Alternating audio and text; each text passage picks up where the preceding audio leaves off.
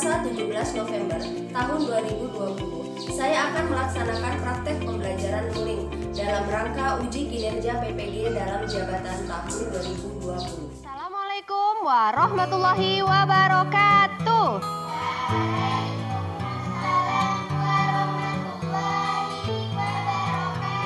Apa kabar anak ustazah hari ini? Alhamdulillah, luar biasa, tetap semangat, dahsyat, Allahu Akbar, Darul Fikri, Siapa yang gak masuk hari ini, nak? Alhamdulillah. Baiklah anak ustazah, sebelum kita belajar, baiknya kita baca doa dulu supaya ilmu yang kita dapat pada hari ini menjadi. Minta khutbah untuk memimpin doa. Baiklah kawan-kawan, sebelum kita mulai belajar, kita berdoa dahulu. Berdoa mulai. Bismillahirrahmanirrahim. Rabbishrahli sadri wa yassirli amri wahlul uqdatam min lisani yafqahu qawli. Rabbi zidni ilma warzuqni fahma. Amin ya Allahumma amin. Anak ustazah, sekarang untuk menambah semangat kita nyanyi lagu nasional terlebih dahulu seperti biasa ya. Ustazah minta anak-anak ustazah untuk berdiri dulu biar tambah semangat. 1, 2, 3. Garuda Pancasila, akulah pendukungmu. Patriot proklamasi, sedia berkorban untukmu. Pancasila dasar negara, rakyat adil makmur sentosa, pribadi bangsaku. Ayo maju, maju, ayo maju, maju, ayo maju, maju. Baiklah anak-anak ustazah, selanjutnya kita mau mengadakan literasi. Silakan anak-anak ustazah untuk membaca buku yang sudah ada di meja kalian. Lebih kurang kita baca 10 menit. Ayo membaca mulai.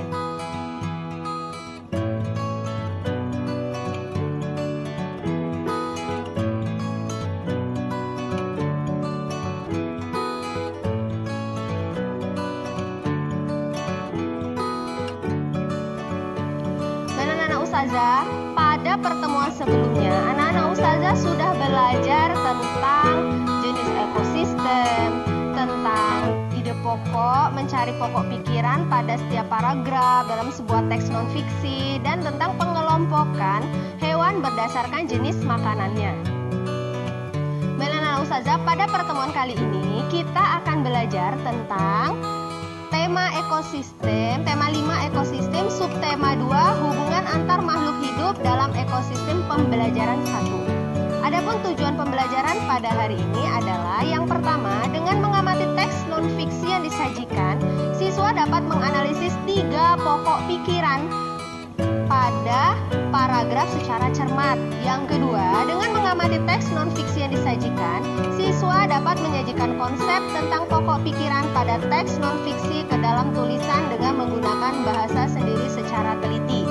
Yang ketiga, selanjutnya, dengan mengamati lingkungan sekitar, siswa dapat menganalisis rantai makanan yang ada pada suatu ekosistem dengan cermat. Dan selanjutnya, melalui pengamatan dan pengumpulan informasi, siswa dapat membuat gambar rantai makanan pada ekosistem beserta keterangannya dengan teliti. Nah, pada pertemuan kali ini anak-anak ustazah, kalian akan menonton video, kemudian kalian akan berdiskusi secara berkelompok. Kalian juga akan mengerjakan lembar evaluasi yang ustazah berikan, dan juga kalian akan mempresentasikan hasil diskusi kalian.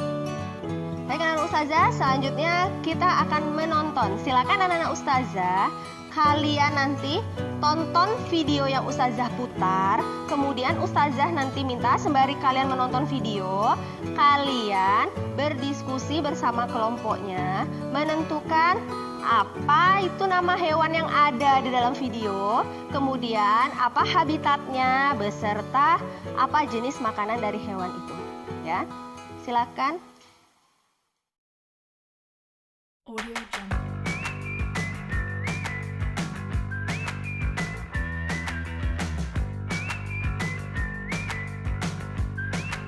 Audio Jungle.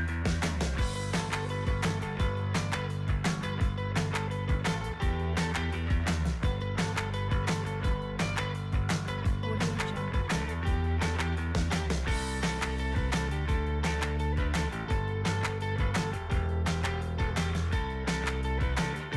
Audio Jungle. Nah, anak-anak Ustazah sudah ya menonton videonya. Nah, selanjutnya tugas kalian adalah Ustazah minta kalian mendiskusikan tentang nama hewan, habitat, jenis makanan dari hewan-hewan yang ada di video.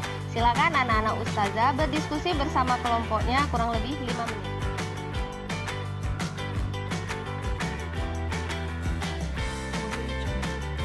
Sudah ada diskusinya? Baiklah, Ustazah minta untuk masing-masing kelompok membacakan hasil diskusinya berdasarkan video yang sudah kalian tonton tadi. Ustazah minta untuk kelompok 1 ya.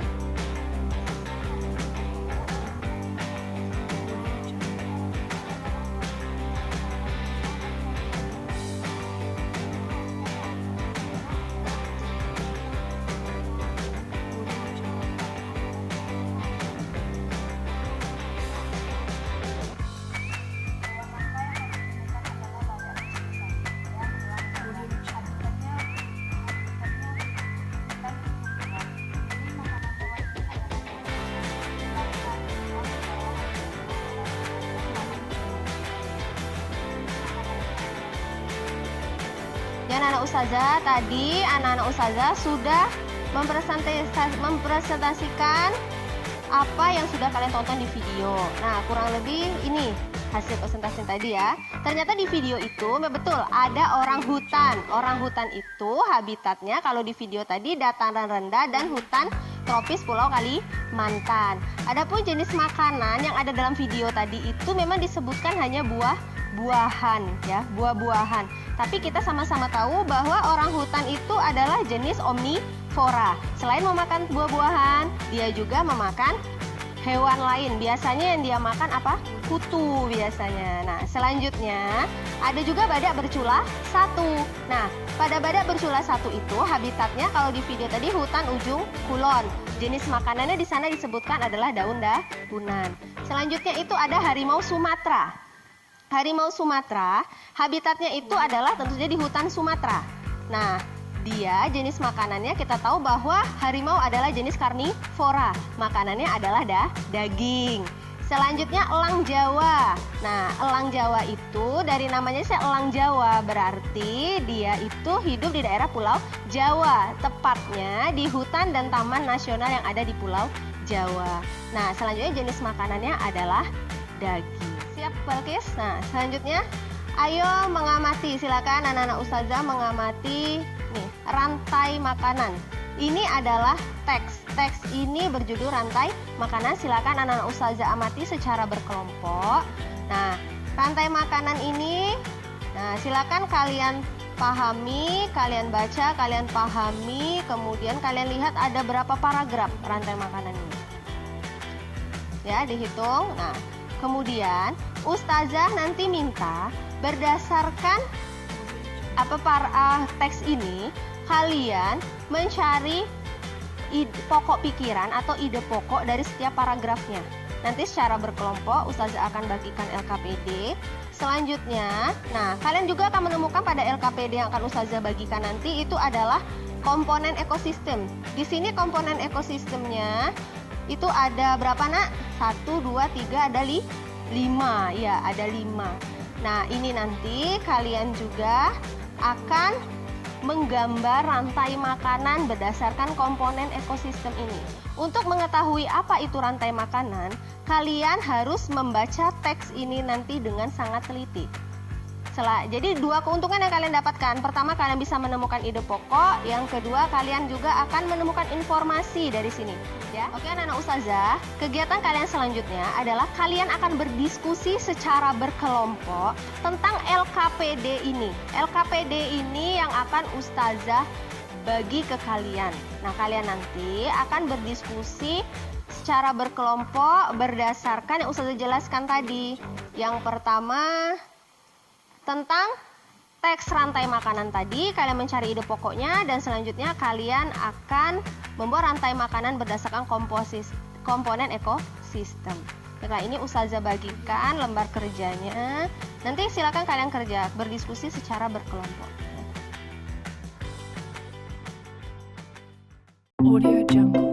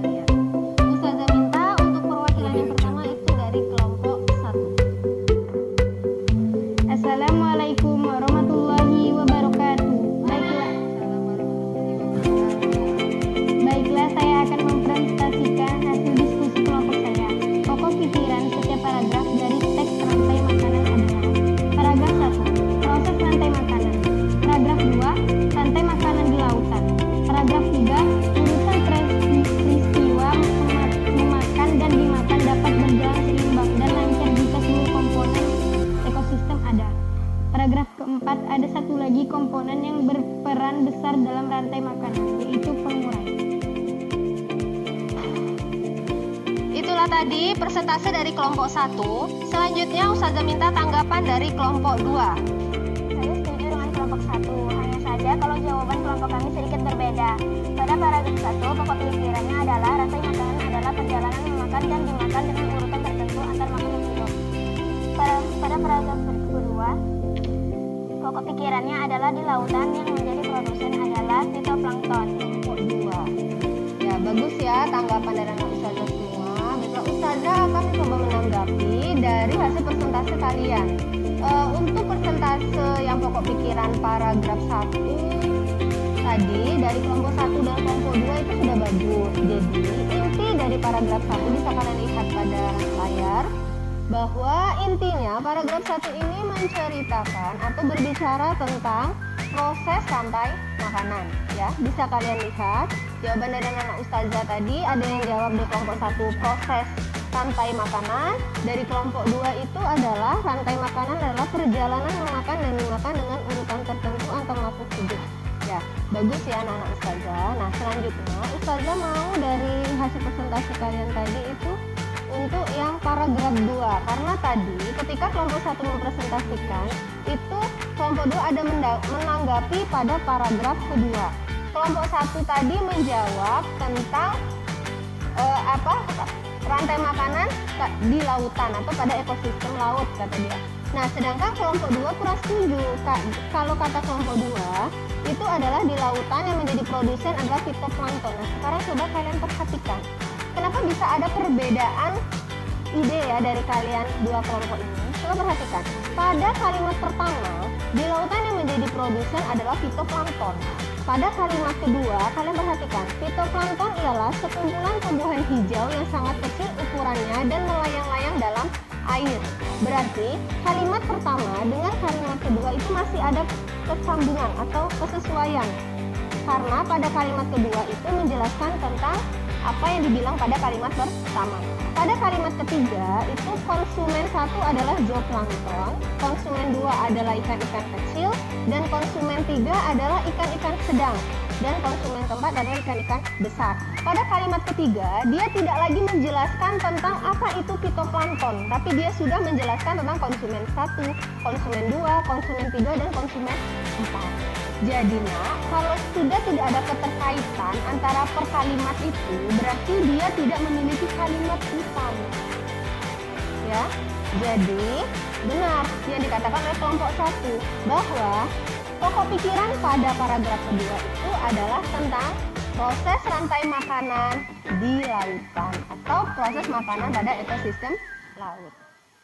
Baiklah anak Ustazah, itu tadi yang sudah Ustazah jelaskan. Sebelum kita masuk ke presentasi untuk LKPD 2, Ustazah mau tanya, ada yang mau menanggapi? Ada yang mau bertanya? Oh ya, Cindy. Saya mau bertanya mengenai pokok pikiran paragraf 2. Bukannya kalimat utama dari paragraf 2 adalah dilakukan yang menjadi produsen adalah fitoplankton. Berarti pokok pikiran dari paragraf 2 adalah dilakukan yang menjadi produsen adalah. Iya, betul sekali yang ditanyakan oleh Ananda sendiri tadi dari kelompok 2 ya. Bahwa memang betul, biasanya pokok pikiran itu terdapat pada kalimat utama. Dan kalimat utama itu biasanya terletak di awal paragraf. Tapi anak-anak Ustazah harus pahami bahwa yang namanya paragraf itu terkadang tidak memiliki kalimat utama.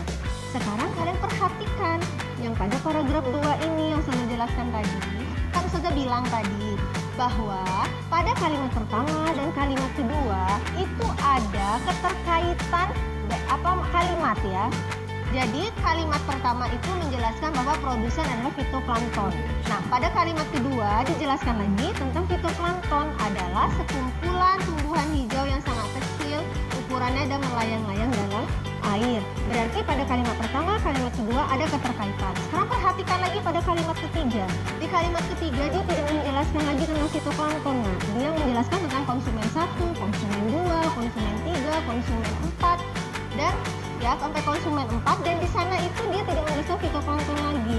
Jadi bisa disimpulkan bahwa paragraf kedua ini bukanlah paragraf yang memiliki kalimat utama. Jadi cara mencari pokok pikirannya untuk paragraf yang tidak memiliki kalimat utama yaitu dengan membaca satu paragraf itu, pahami maksudnya, inti bicaranya itu apa, inti dari paragraf itu apa, dan dapat disimpulkan bahwa inti dari paragraf ini adalah proses rantai makanan pada ekosistem.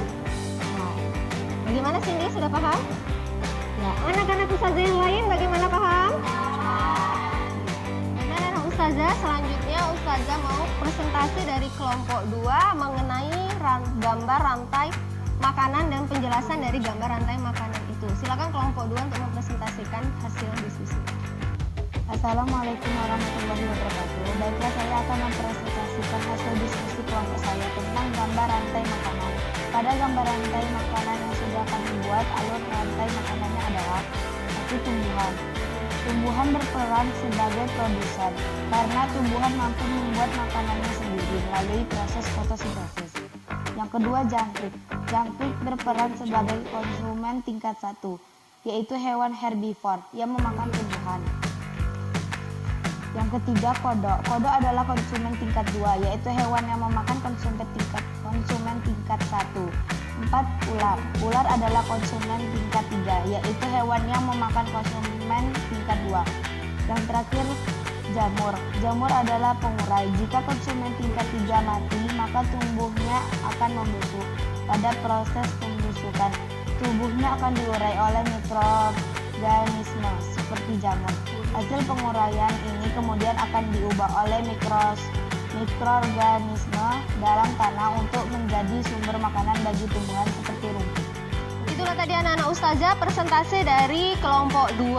Sekarang Ustazah minta ada tanggapan dari kelompok 1. Saya setuju dengan kelompok 2. Hanya saja kelompok 2 tadi tidak menyebutkan jenis ekosistem dari rantai makanan yang telah kelompok 2 buat. Terima kasih kelompok 1 atas tanggapannya. Jenis ekosistem dari rantai makanan yang kami buat adalah ekosistem sawah, karena komponen-komponen yang ada pada ekosistemnya adalah komponen-komponen yang sering ada di daerah persawahan. Kami juga setuju dengan kelompok 2 karena jenis ekosistem dari rantai makanan yang telah kami buat juga jenisnya adalah ekosistem sawah. Ya anak-anak Ustazah, itulah tadi persentase dari anak-anak Ustazah sekalian dari perwakilan kelompok. Nah, sekarang Ustazah minta hasil diskusi kalian silakan dikumpulkan ke Ustazah. Ayo silakan dikumpulkan, Nak.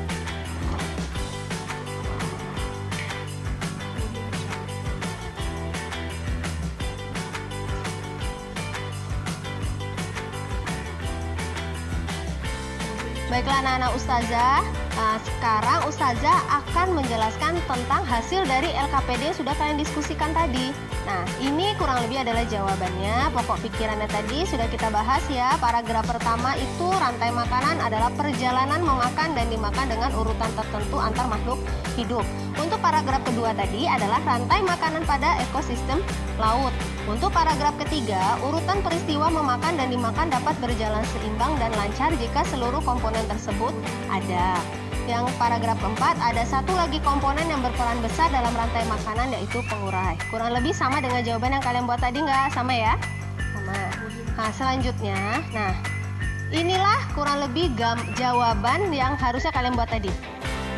Adapun jenis ekosistemnya adalah ekosistem sawah. Nah, pada gambar ekosistem ini, pada gambar rantai makanan ekosistem sawah ini, itu ada gambar tumbuhan. Tumbuhan di sini berperan sebagai produsen. Kenapa tumbuhan berperan sebagai produsen? Karena tumbuhan itu bisa memproduksi makanannya sendiri dengan melalui proses fotosintesis. Kemudian ada jangkrik. Jadi tumbuhan tadi dimakan oleh jangkrik. Nah, jangkrik di sini berperan sebagai konsumen tingkat 1. Jangkrik atau belalang ya. Nah, belalang di sini adalah hewan herbivora pemakan tumbuhan. Nah, selanjutnya itu ada kodok. Jadi belalang dimakan kodok. Nah, kodok di sini berperan sebagai konsumen tingkat 2, yaitu kodok ini adalah hewan karnivor yang memakan konsumen tingkat 1. Selanjutnya, kodok tadi dimakan oleh ular. Nah, ular di sini berperan sebagai konsumen tingkat 3. Jadi, ular ini memakan konsumen tingkat 2, yaitu memakan katak atau kodok tadi. Selanjutnya, ular tadi ini mati, dia membusuk. Nah, ketika dia busuk, dia itu tubuhnya ular tadi yang busuk diuraikan oleh mikroorganisme, misalnya jamur di situ ya. Nah, jamur hasil penguraian ini tadi kemudian akan diubah oleh jamur ke dalam tanah menjadi sumber makanan bagi tumbuhan atau rumput misalnya. Nah, jadi proses rantai makanan di sini dapat dilihat ya, Nak.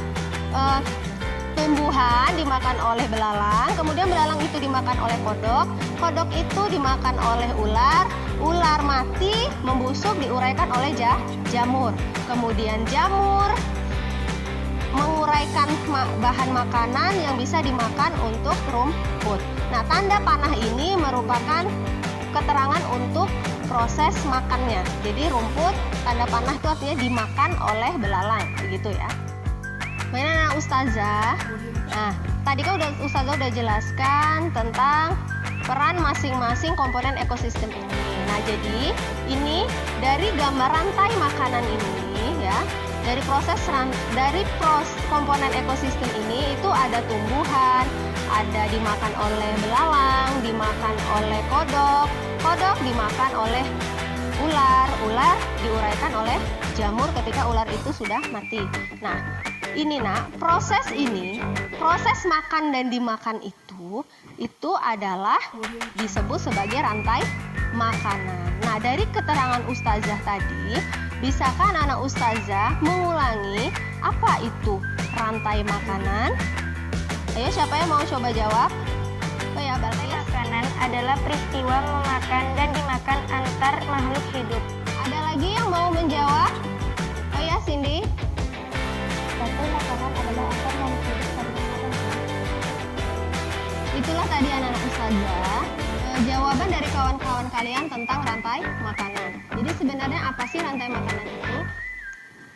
Nah, rantai makanan adalah perjalanan memakan dan dimakan dengan urutan tertentu antar makhluk hidup. Jadi inilah keterangan dari rantai makanan.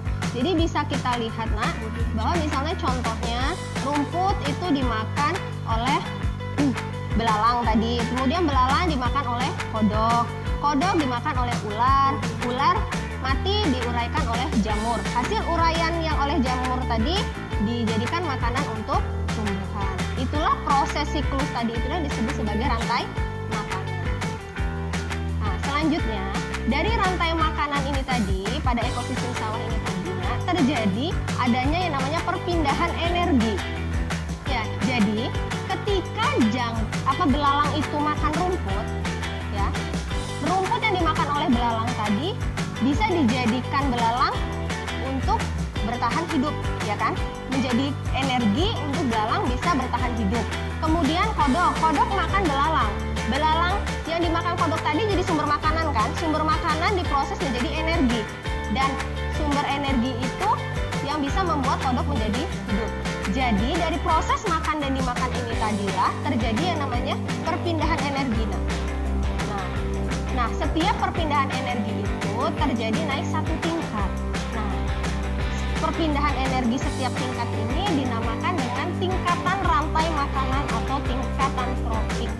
Nah, inilah tingkatan tropik.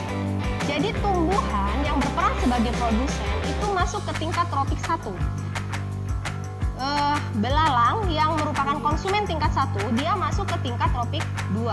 Kemudian kodok yang merupakan konsumen tingkat 2, dia masuk ke tingkat tropik 3. Ular yang merupakan konsumen tingkat 3, dia masuk ke tingkat tropik 4. Dan jamur yang merupakan decomposer atau pengurai itu masuk ke tingkat tropik 5. Jadi setiap tingkatannya itu dia naik satu tingkat. Setiap makan dia naik satu tingkat, setiap makan dia naik satu tingkat. Ustazah, dari penjelasan Ustazah tadi ada yang mau ditanyakan? Oh ya, Kalisa?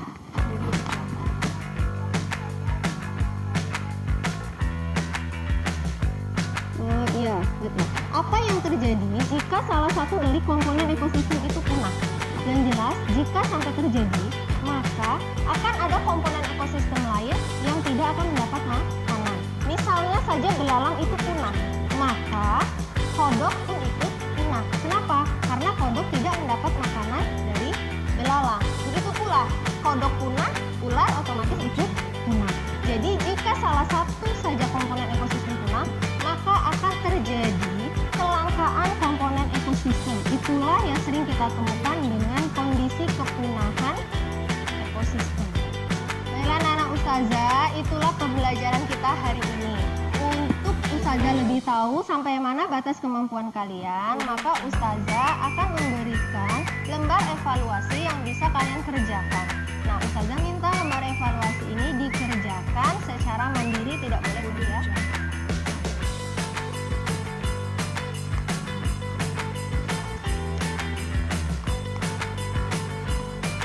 Silahkan dikerjakan.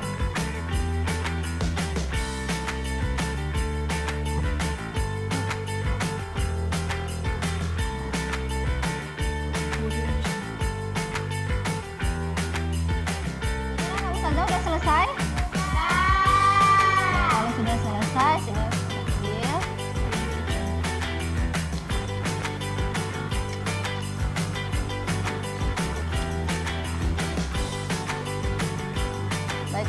ustazah, dari hasil diskusi kalian tadi, ustazah mau memberikan penghargaan berupa tanda bintang. Nah, tanda bintang ini akan ustazah kalkulasikan menjadi nilai. Jadi untuk penambahan nilai keterampilan kalian nanti.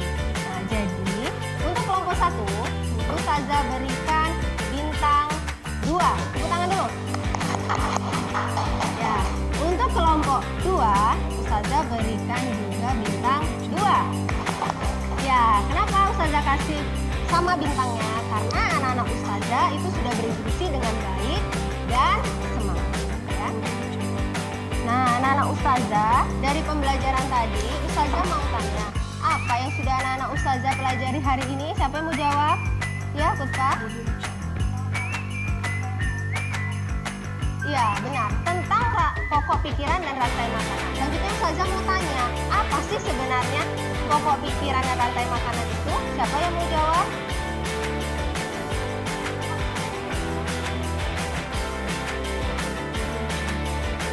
Rantai makanan apa?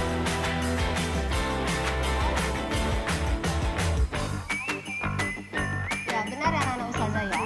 Pokok pikiran itu adalah inti yang dibicarakan pada paragraf. Sedangkan rantai makanan adalah proses memakan dan dimakan antar makhluk hidup.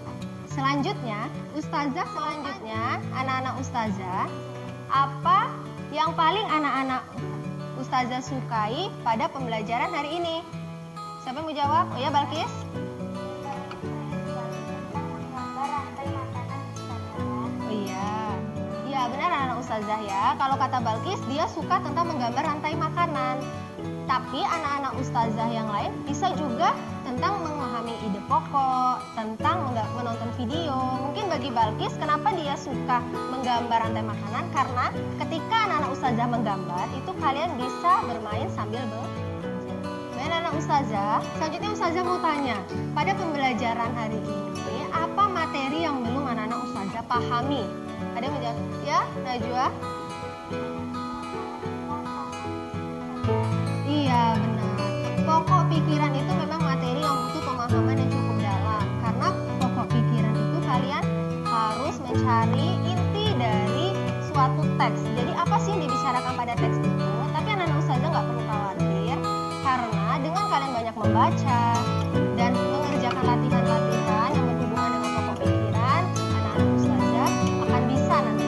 Dan anak-anak ustazah, tadi anak-anak ustazah sudah mengerjakan lembar evaluasi.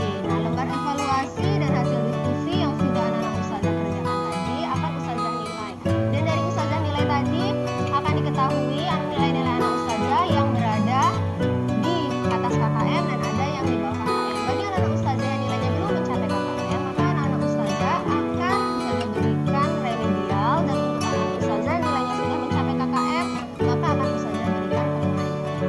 Nah, anak ustazah, untuk pembelajaran berikutnya, anak-anak ustazah pada pertemuan berikutnya nanti, anak-anak ustazah akan belajar tentang tema 5, subtema 2, pembelajaran 2.